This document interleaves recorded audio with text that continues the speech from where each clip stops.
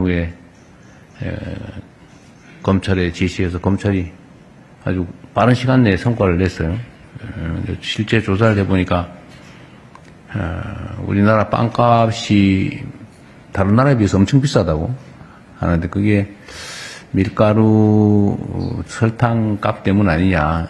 전부는 아니겠지만 일부는 그런 요소도 있는 것 같습니다.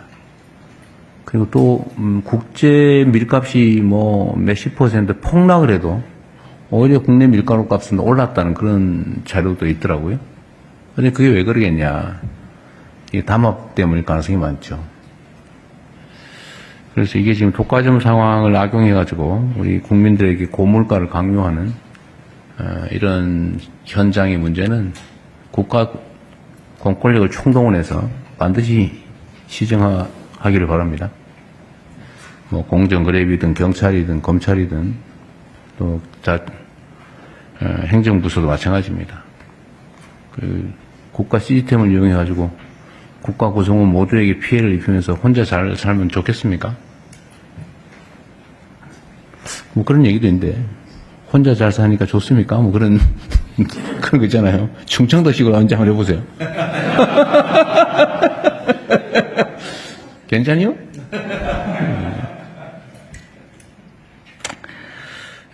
얼마 전에 생리대 얘기도 한번 해보니까 뭐 조금씩 물가가 생리대 가격도 내려가는 것 같더라고요. 새로운 제품도 나오고. 그 얼마든지 할 수 있는데 안 한 거죠, 이때까지. 근데 이게 그 몇 가지 요소뿐만이 아니라 전부 다 그렇습니다. 과일도 그런 것 같고, 농산물도 유통 구조가 좀 이상하고, 축산물도 아니 소값은 폭락을 하는데 고기값은 안 떨어진다고? 대체 왜 그러냐? 다 이 국가 시스템의 문제죠.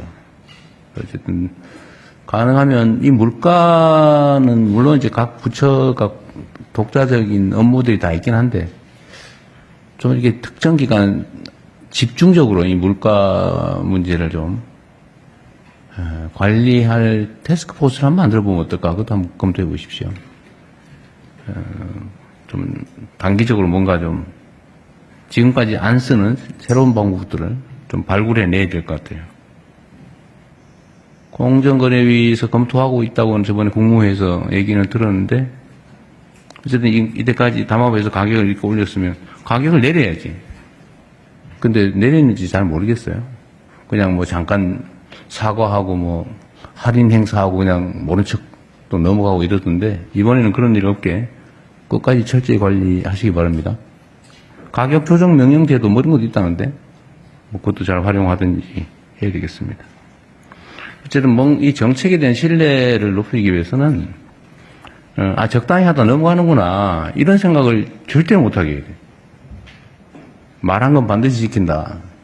그러면 정한 정책은 집행되는구나. 빈말하지 않는구나. 이렇게 해야죠. 그 중에 이 정책 신뢰성의 제일 큰 토대가 법률이죠. 법률. 법을 만들어놨으면 법을 지켜야 됩니다. 근데 안 지키고 힘세면 빠져나가고 뭐 이상한 시행령 만들어서 슬쩍 비틀고 집행규칙 만들어서 슬쩍 또 완화하고 이러니까 계속 위반하는 상황이 발생하는데 그런 일이 안 생기게 잘 관리하시기 바랍니다. 제가 전에 한번 얘기했었는데 요새는 올림픽을 하는데도 이렇게 조용한가? 왜 그럴까? 뭐 구조적인 이유가 있다고는 하던데요. 국민소득이 올라가면 그런 경향이 생긴다고 누가 그러더라고요. 뭐 그럼에도 불구하고 너무 좀 관심도가 떨어져 있는 것 같습니다. 제25회 밀라노 코르티나 동계올림픽이 곧 개막하죠. 이번 대회는 평창 동계올림픽을 제외하고 국외 동계올림픽 사상 최대 규모로 130명의 대한민국 선수단이 출전한다고 합니다. 제일 많다고 합니다. 앞으로 보름 동안 모든 선수들이 그간 쌓아온 기량을 충분히 발휘해서 흘린 땀과 노력만큼의 성과도 거두고 또 대한민국도 빛내주시기를 기대합니다. 대한민국을 대표하는 우리 선수들이 국민들의 뜨거운 응원과 관심 속에서 세계 속에서 실력을 겨룰 수 있도록 대회 홍보도 많이 신경 써주시면 좋겠습니다. 우리 선수단 모두의 선전을 우리 국민 모두와 함께 응원합니다. 우리 이거 한번 해볼까요? 약간 쑥스럽긴 한데 대한민국 선수단 화이팅 이런 거 한번 해볼까요? 네. 그러면 제가 대한민국 선수단 하면 화이팅 한번 해주세요. 자, 대한민국 선수단 화이팅! 잘하네요. 미리 연습한 건 아닐 텐데 잘하셨습니다. 네, 우리 선수들 다치지 말고 선전하시기 바랍니다. 네, 이상입니다. 네, 언론인 여러분의 협조를 부탁드립니다.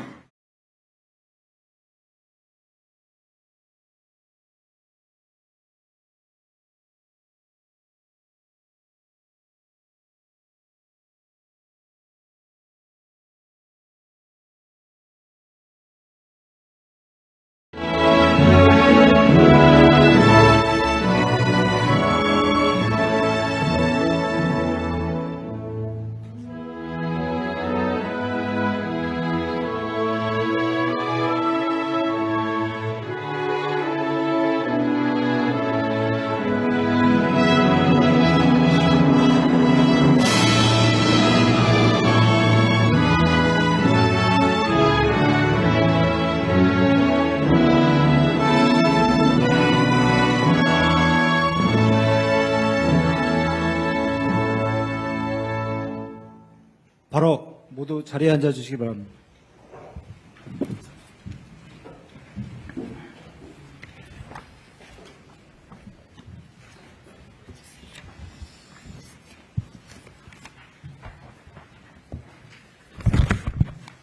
네, 지금부터 제22차 수석 보좌관 회의를 시작하겠습니다.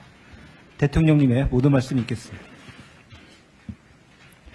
지난해에 수도권 그리고 비수도권의 인구 격차가 무려 100만 명이 넘었다고 합니다. 즉 수도권 인구가 지방 인구보다 100만 명이 더 많아졌다라는 것입니다.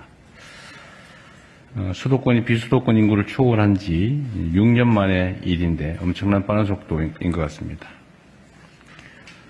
전 국토의 12%에 불과한 수도권이 인구와 자원을 이것처럼 소용돌이처럼 빨아들이는 일극체제는 더 방치할 수도 없고 또 방치해서도 안 되는 상황입니다. 이처럼 수도권 포화가 심화할수록 지방 소멸은 과속화될 것이고 국토 활용의 비효율성이 높아지면서 잠재 성장률도 떨어질 수밖에 없습니다. 이미 한계에 도달한 수도권 중심 성장에서 지방주도 성장으로 대전환하는 것, 또 이를 통한 국토 공간의 균형적인 이용은 경제의 성장판을 다시 열고 지속 가능한 국가 발전의 토대를 쌓는 가장 확실한 길입니다. 망국적인 부동산 문제의 근본적 해결도 수도권 일극체제 타파에 달려 있습니다. 지방주도 성장으로의 대전환을 위해서는 무엇보다 재정 영역, 또 세제, 금융, 조달 등 국가 행정 전반에 걸쳐서 지방 우대, 또 지방 우선 정책을 제도화해야 합니다. 우리가 재정이나 세제나 금융에 대해서는 많은 생각을 하고 있는데 가만히 생각해 보니까 이 조달 분야, 국가 조달 분야에서는 지방 우선이나 또 지방 가산, 가점 제도가 없는 것 같아요. 이것도 좀 각별히 챙겨주시기 바랍니다. 뭐 다 아시겠지만 수도권에서 생산된 물품과 비수도권에서 생산된 물품의 효용 가치나 효율이 똑같다. 그러면 당연히 지방 걸 먼저 쓴다든지 또는 뭐 입찰이나 이런 데서 지방에 가점을 준다든지 똑같은 조건이면 지방 거를 쓴다든지 그런 것도 좀 준비해서 시행하면 좋겠습니다. 수도권에서 몰수록 더 두텁게 또 더 과감하게 지원한다는 대원칙을 바탕으로 교통 등 인프라 정비에 속도를 내고 또 공공기관 이전 준비도 서둘러야 되겠습니다. 특히 기업들의 지방 투자를 대대적으로 활성화할 수 있도록 파격적인 인센티브 체계를 마련해서 신속하게 추진해주면 좋겠습니다. 제가 오늘 청와대 식당에 가서 밥을 먹다가 얼핏 생각이 났는데, 공공기관을 지방으로 이전하게 되면 그 이전하는 공공기관에는 구내식당 만들지 말고 바깥에서 먹게 하는 대신에 우리 직원들한테 차라리 밥값을 지원을 해주는 게 낫지 않을까 싶습니다. 근데 이미 있는 거는 또 일자리 문제나 이미 뭐 확보된 공간 때문에 논란이 있을 수 있는데, 새로 옮기게 되면 또 지방에 한해서 지방 경제 활성화를 위해서 옮기는 거니까 돈이 조금 들더라도 전신값을 지원해주고 밖에서 먹도록 하는 걸 한번 연구해 보는 것도 좋겠다는 생각이 아까 얼핏 들었습니다. 뭐 장단점이 있을 수 있는데 한번 검토해 보시면 좋겠습니다. 물가가 여전히 문제입니다. 지난달에 소비자 물가 상승률이 5개월 만에 최저치인 2%가 됐다고 합니다. 5개월 만에 가장 낮다고 하네요. 그러나 쌀값을 포함한 먹거리 물가는 여전히 불안한 모습입니다. 수출도 좋아지고 주가도 오르고 뭐 이런 경제 지표들이 좋아지기는 하는데, 이런 실생활과 밀접한 장바구니 물가가 불안정하면 국민들의 삶의 개선은 체감되기 어렵습니다. 제가 계속해서 물가 안정을 당부하는 것도 바로 이 때문입니다. 최근에 밀가루, 설탕, 공정거래 분야 조사를 이제 제가 취임한 후에 검찰에 지시해서 검찰이 아주 빠른 시간 내에 성과를 냈어요. 실제 조사를 해보니까 우리나라 빵값이 다른 나라에 비해서 엄청 비싸다고 하는데, 그게 밀가루, 설탕 값 때문 아니냐, 뭐 전부는 아니겠지만 일부는 그런 요소도 있는 것 같습니다. 그리고 또 국제 밀값이 뭐 몇십 % 폭락을 해도 오히려 국내 밀가루 값은 올랐다는 그런 자료도 있더라고요. 근데 그게 왜 그러겠냐. 이게 담합 때문일 가능성이 많죠. 그래서 이게 지금 독과점 상황을 악용해가지고 우리 국민들에게 고물가를 강요하는 이런 현장의 문제는 국가 공권력을 총동원해서 반드시 시정하기를 바랍니다. 뭐 공정거래위든 경찰이든 검찰이든 또 행정부서도 마찬가지입니다. 그 국가 시스템을 이용해가지고 국가 구성원 모두에게 피해를 입히면서 혼자 잘 살면 좋겠습니까? 뭐 그런 얘기도 있는데, 혼자 잘 사니까 좋습니까? 뭐 그런 거 있잖아요. 충청도식으로 언제 한번 해보세요. 괜찮요? 얼마 전에 생리대 얘기도 한번 해보니까 뭐 조금씩 물가가 생리대 가격도 내려가는 것 같더라고요. 새로운 제품도 나오고. 그 얼마든지 할 수 있는데 안 한 거죠, 이때까지. 근데 이게 그 몇 가지 요소뿐만이 아니라 전부 다 그렇습니다. 과일도 그런 것 같고, 농산물도 유통 구조가 좀 이상하고, 축산물도 아니 소값은 폭락을 하는데 고기값은 안 떨어진다고? 대체 왜 그러냐? 다 이 국가 시스템의 문제죠.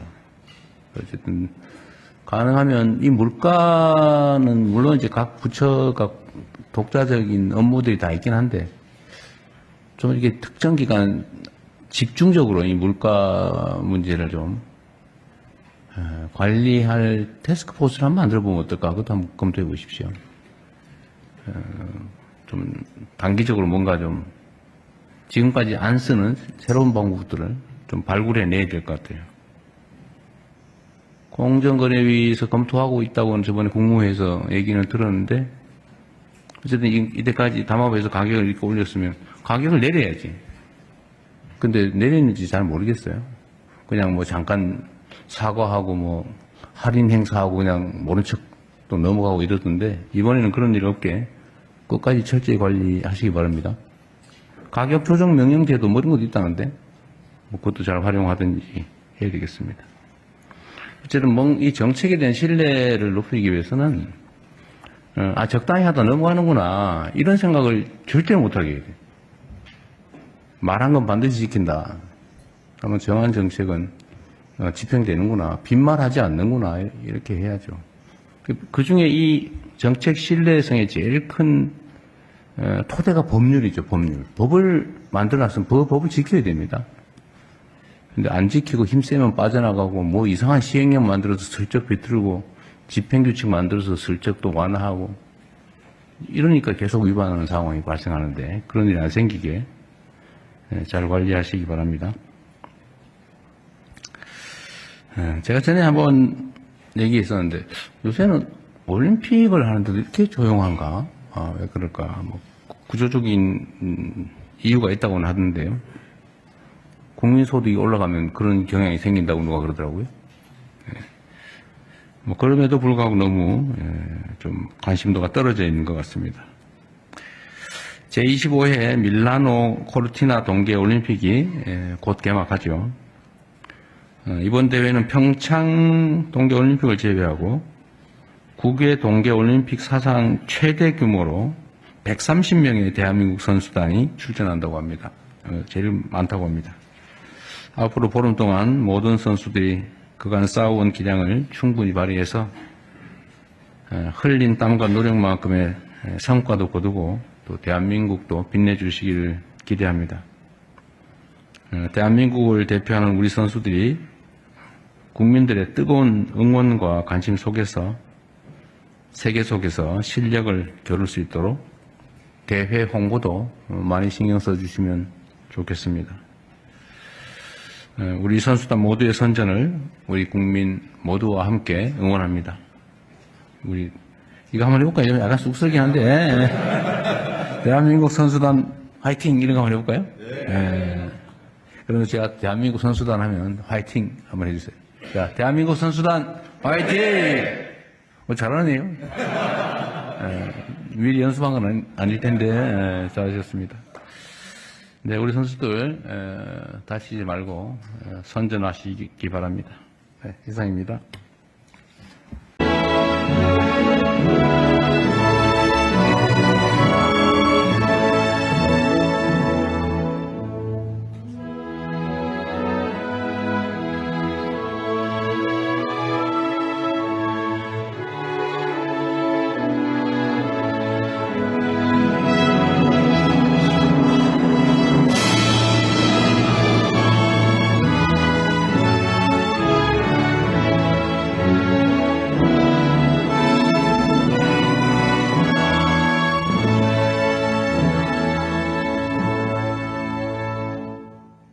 바로 모두 자리에 앉아 주시기 바랍니다.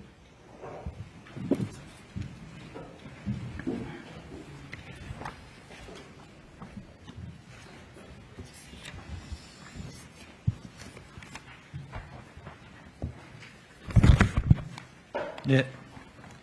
지금부터 제22차 수석보좌관 회의를 시작하겠습니다. 대통령님의 모든 말씀이 있겠습니다. 지난해에 수도권 그리고 비수도권의 인구 격차가 무려 100만 명이 넘었다고 합니다. 즉 수도권 인구가 지방 인구보다 100만 명이 더 많아졌다라는 것입니다.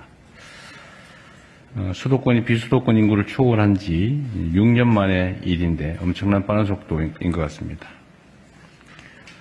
전 국토의 12%에 불과한 수도권이 인구와 자원을 이것처럼 소용돌이처럼 빨아들이는 일극체제는 더 방치할 수도 없고 또 방치해서도 안 되는 상황입니다.